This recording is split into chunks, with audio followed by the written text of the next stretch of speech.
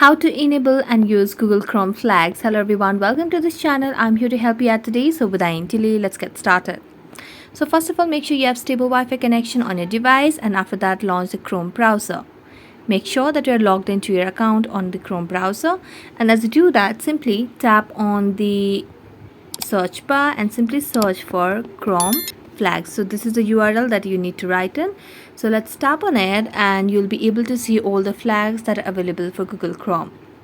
So make sure you have stable Wi-Fi connection on your device. Here you can search for the flags as well, and you can also see the available and unavailable flags over here.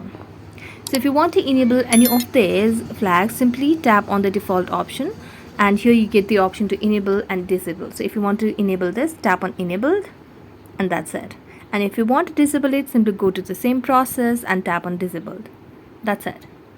So that's it. Thank you so much for watching this video. See you next time.